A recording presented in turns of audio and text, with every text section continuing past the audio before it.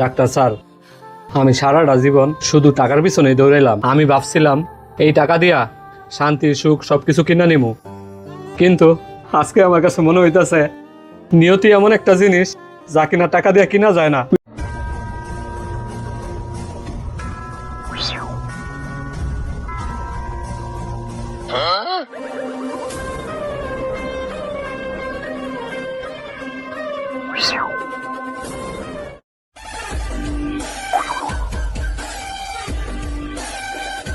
হ্যাঁ রুবেল ভাই, আমি তো তোমারই খুঁজতেছিলাম। ভাই নাও, এই 1 লাখ টাকা তুমি রাখো। আপনার এই টাকা নিয়ে কি আমি বিপদে পড়বো? এর আগে 1 লাখ দিচ্ছেন, 50,000 টাকা আমার তো লাভ নিছেন। ভাই এই টাকাটা নিয়ে তোমার সুদ দিতে হবে না, এই টাকাটা তোমার আমি এমনি দিলাম। যে গুয়ে থেকে টাকা তোলা সেই লোক আমার টাকা দিব, আসল কাহিনী কি সেইটা কর। ভাই আমার ঘটনা আমি তোমার কইতাছি, কিন্তু তুমি এই টাকাটা নাও। আমি জানি তুমি অসুস্থ, এই টাকাটা তুমি পাইলে তুমি তোমার চিকিৎসাটা করতে পারবা। তোমার চিকিৎসার জন্য আমি এই টাকাটা এমনি এমনি দিতেছি। আর কেন দিতেছি শোনো তাহলে।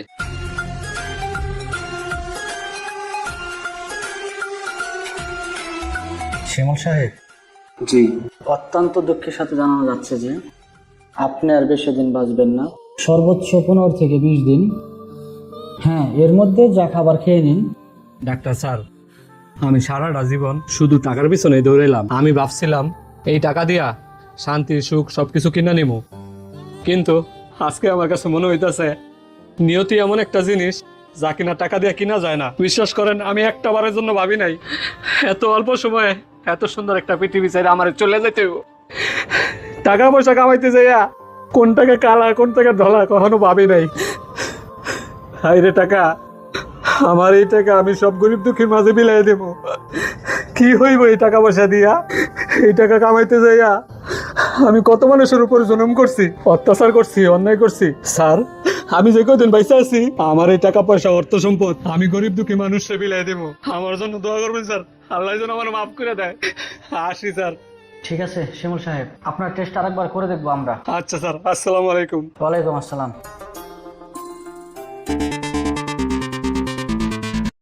হ্যালো। শ্যামল সাহেব বলছিলেন?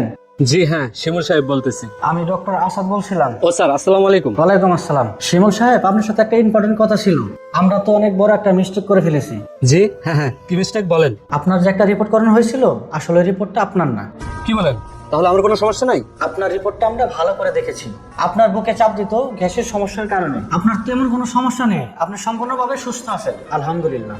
শুনুন ডাক্তার সাহেব, আপনি আমাকে যে কথা বলছেন সেই কথা শুই না আমি নিজেকে কন্ট্রোল করতে পারছি, কারণ আমার মন ছিল পাষাণ। শুনুন ডাক্তার আসাদ সাহেব, আমার থেকে যদি কোনো দুর্বল লোক আপনার মুখ থেকে এই কথা শুনতো তাহলে সে কিন্তু আর নিজেকে কন্ট্রোল করতে পারতো না, হয়তো হার্ট অ্যাটাক করে মারা যেত।